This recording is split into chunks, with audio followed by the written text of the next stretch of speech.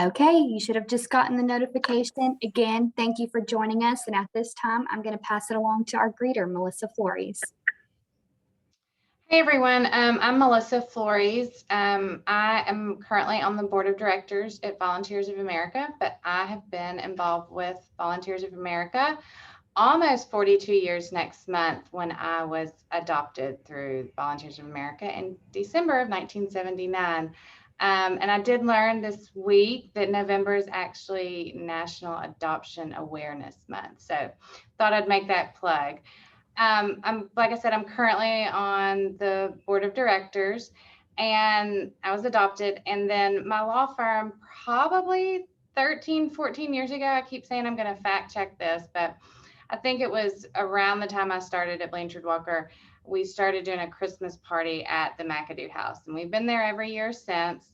I hope you'll all learn a lot more about them today, but they're a great group of people. We normally host our Christmas party there and we enjoy it. Last year we had to do goodie bags, but this year we hope to be back in person. So I hope you'll enjoy learning all about it. Thank you. Thank you, Melissa. This is Chuck Meehan, and it's my pleasure to have served as the President and CEO of Volunteers of America of North Louisiana for a little over 33 years. So I've been here like 75% of your life, Melissa, and have enjoyed getting to know you. And certainly, I speak on behalf of my colleagues and fellow board members. We appreciate your service to this community and as a board member. But what is really impressive, most impressive, is what you've done through your law firm in connecting a group year after year after year with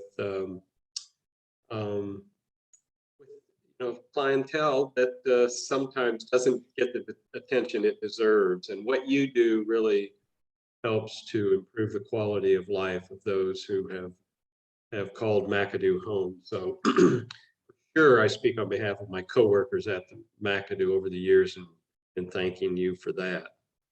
So welcome everybody. We're counting on this being our last virtual tour. Next month we plan to be in person, but today we're just going to make the best of it. And I wish I was seeing the faces and looking into the eyes of those who have joined us today. But again, next month we'll be in person, and I encourage y'all to come to that tour as well. I'm going to be really brief because what we want to do, what we're going to get to do today is you're going to hear from those who work in our housing and McAdoo program, and we'll also get to meet a special guest who will share her story in terms of her experience at McAdoo. So, but let me just kind of put in perspective what the McAdoo is in terms of Volunteers of America's overall ministry of service. Our organization, the Volunteers of America, was founded in 1896, so we've been around a while, found our way to Shreveport in the mid-1930s.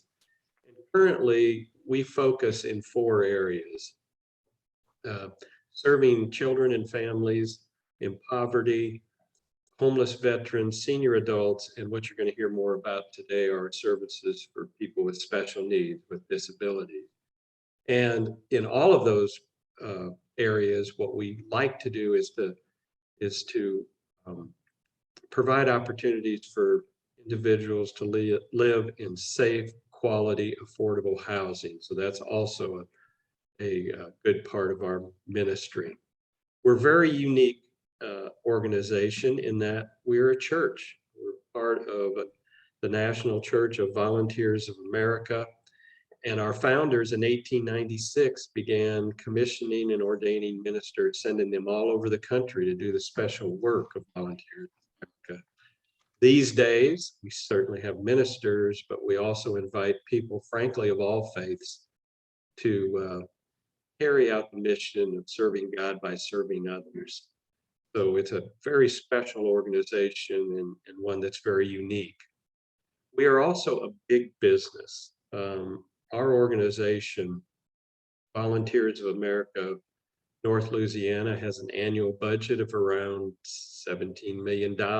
We have over 350 employees, and the majority of our funding comes from government. There is a gap between what it cost us to do all of what we do for those populations that I referenced earlier and what we receive in government.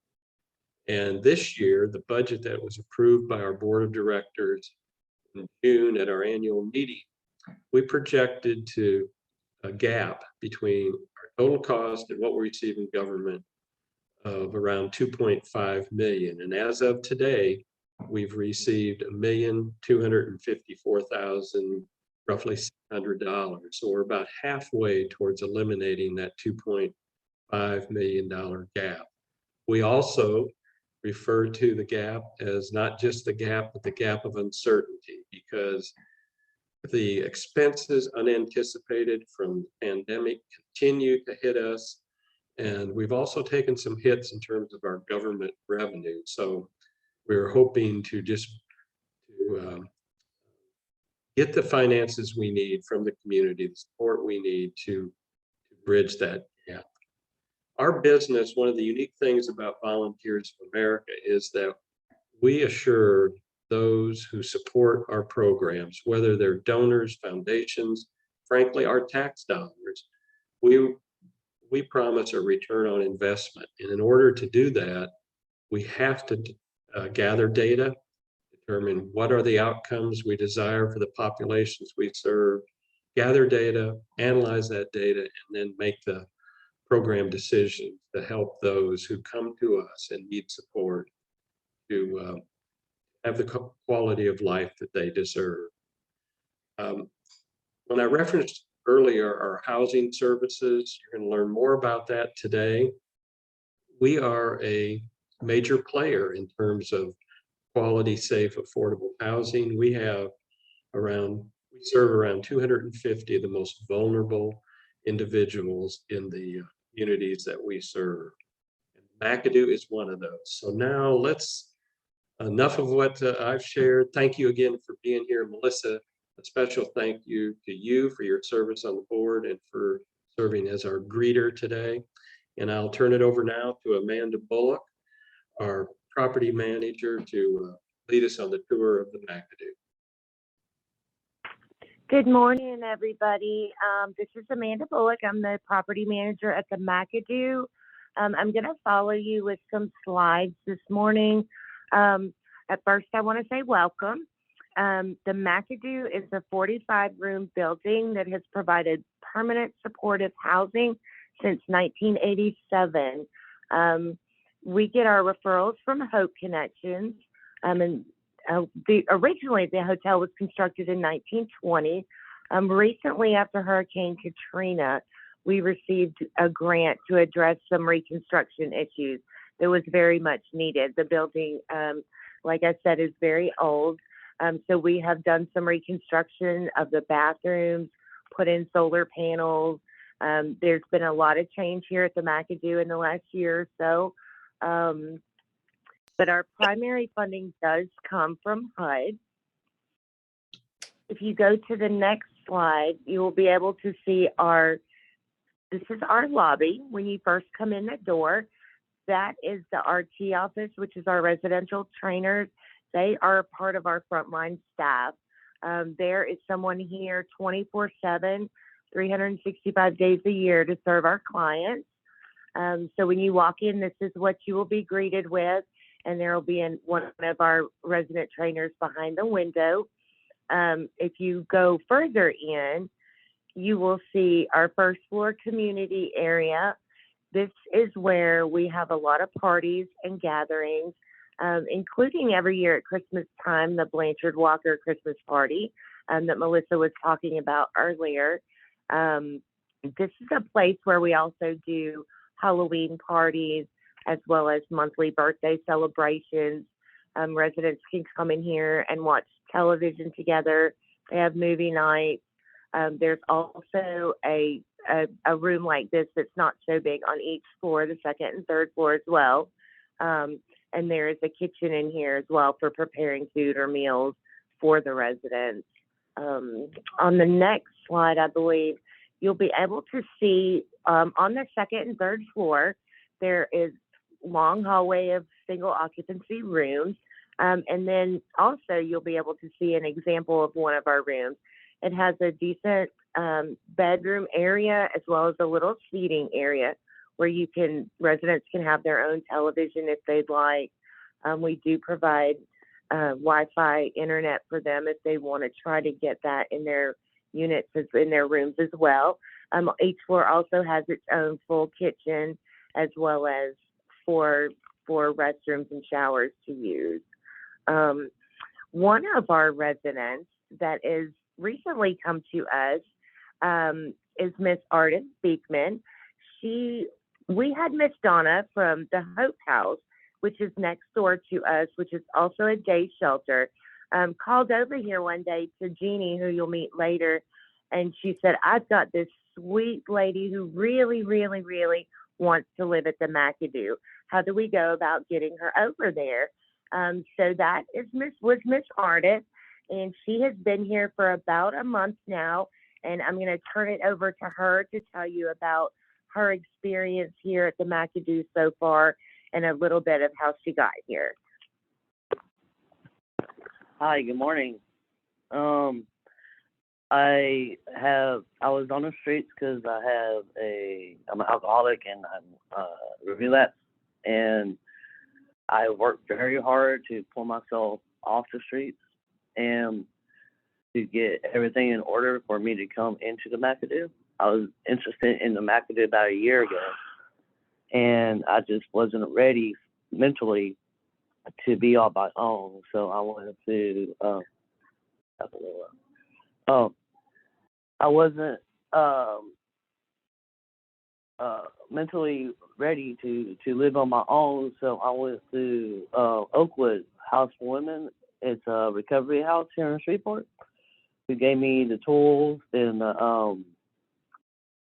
the mental preparedness to live on my own and to have recovery in my life.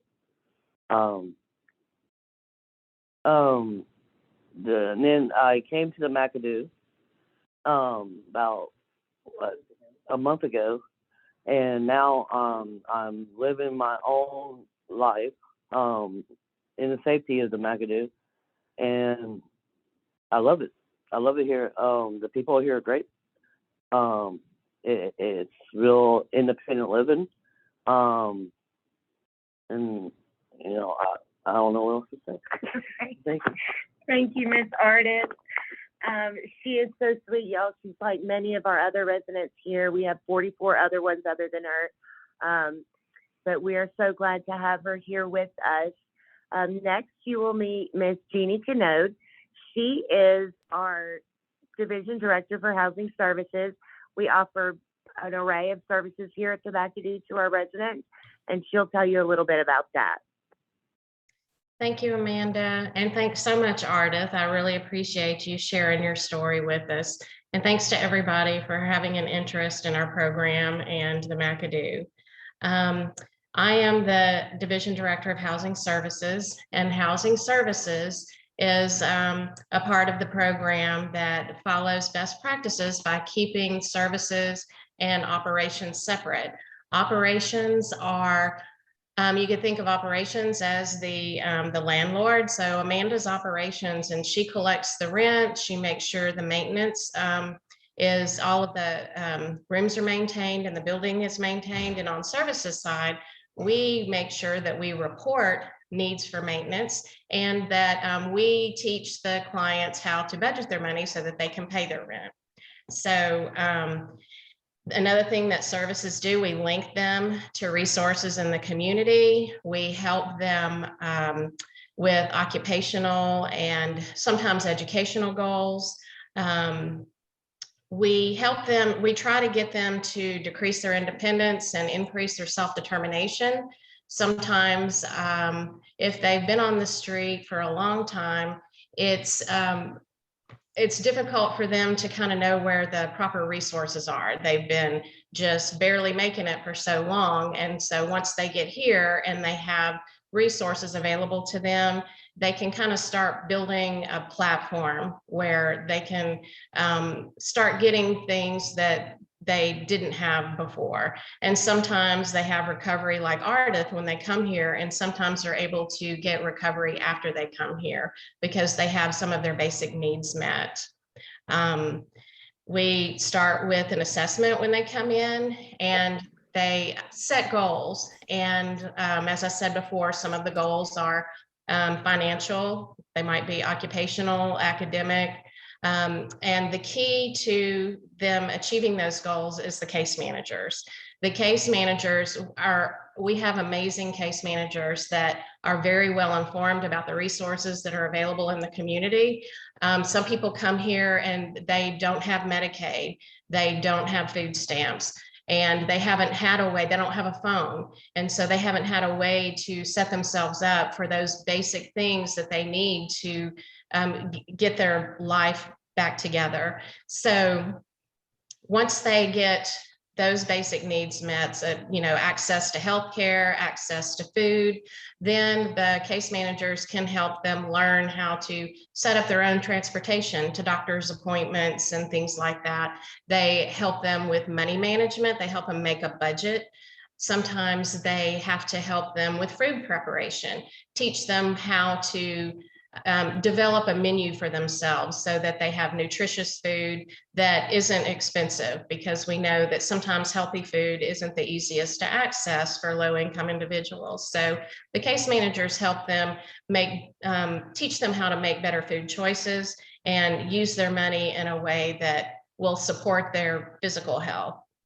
We help them access mental health resources because we have our own behavioral health program here, but they can also have behavioral health out in the community, and the case managers will help them contact those agencies. They help them get a PCP. A lot of them have never had a primary care doctor and don't even know how to go about getting one. So the case managers help them begin that. Help in dental care. Dental care is a very difficult resource for these individuals to be able to take advantage of. So the case managers can find usually dental offices that take Medicaid and help them get set up to start taking care of their oral care.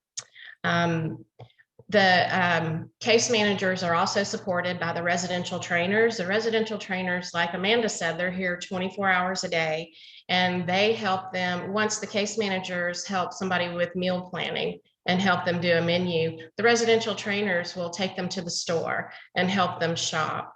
Some people need help learning how much things cost at the store, and the residential trainers can help them with that. Some of the residential trainers are also certified in medication management, and so they help them with their medications, explain to them what they are when they take them. Not everybody has to have assistance with medication, but the ones who do usually get it from the residential trainers. The residential trainers also help them with skills. Some of them don't know how to wash their clothes properly. Well, we have one resident who has a degenerative eye disease and he can't see. And so the residential trainers, he can put all of his clothes in a basket and he can take them to the laundry room, but he can't see the knob on the washing machine. So they help him get his clothes in there and wash them, and help him do as much as he can for himself, but still assist him in ways that he can't do for himself. So we have, like Amanda said, we have 3 different floors, and they are co-ed except for the first floor, and they all have their own individual kitchen. So sometimes the residential trainers will help teach them how to cook something. We've gotten crock pots for some of them, and they teach them how to make one-pot meals that help them learn how to budget their money and have a meal that lasts a little bit, so that they can have leftovers. So with the case managers and the residential trainers, the support services are so important to helping the residents really achieve the goals of more independence and self-determination. So if anybody has any questions, I'm willing to take any questions y'all have. Let's see.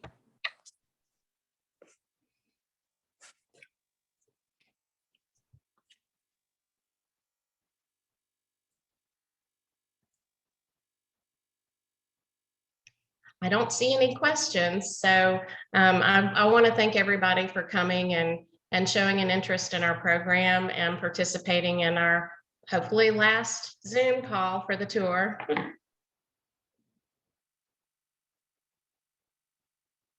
Yes, thank you, Jeannie, and thank you, Amanda and Ardith, for sharing your story and more information about the McAdoo.